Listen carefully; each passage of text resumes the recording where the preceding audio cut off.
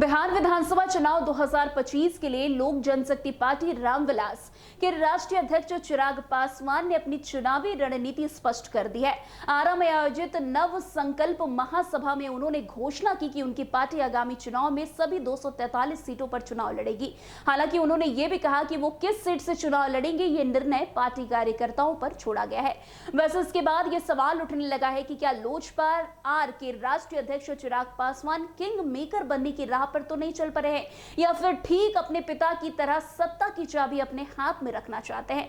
दरअसल चिराग पासवान ने अपनी पार्टी की प्राथमिकता बिहार फर्स्ट, बिहारी फर्स्ट को दोहराते हुए बताया कि वो विकास और राज्य के हित में दीर्घकालिक दृष्टिकोण के साथ काम करेंगे।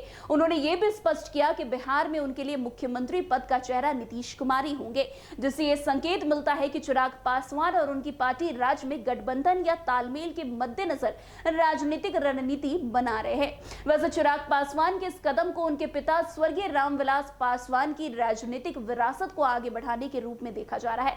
साल 2005 में रामविलास पासवान ने मुस्लिम मुख्यमंत्री की मांग कर लालू प्रसाद यादव को सत्ता से बाहर किया था और अब चिराग पासवान भी सत्ता की चाबी अपने हाथ में रखने की ओर अग्रसर हो चले हैं। हालांकि चिराग पासवान ने नीतीश कुमार के नेतृत्व में चुनाव लड़ने का निर्णय लिया है, लेकिन उनकी पार्टी ने स्पष्ट किया है वे गठबंधन में अपनी हिस्सेदारी सुनिश्चित करेंगे। वैसे पार्टी के प्रदेश अध्यक्ष राजू तिवारी ने भी ये कहा है कि वे सभी जिलों में अनिवार्य रूप से गठबंधन के अंदर हिस्सेदारी लेंगे।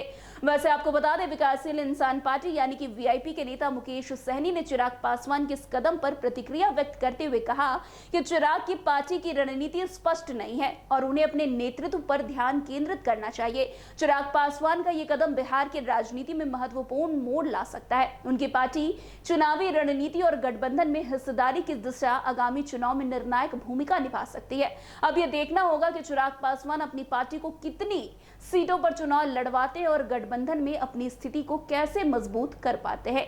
वैसे आपको बता दें, जिस तरीके से चिराग पासवान ने कल आरा की सभा को संबोधित किया और जिस तरीके से उन्होंने विधानसभा चुनाव लड़ने की बात की, कहीं ना कहीं अब इस पर कई सारे सवाल जो है खड़े होने लगे। खैर, अब आगे चिराग पासवान क्या कुछ निर्णय लेते हैं वो देखना दिलचस्प होगा।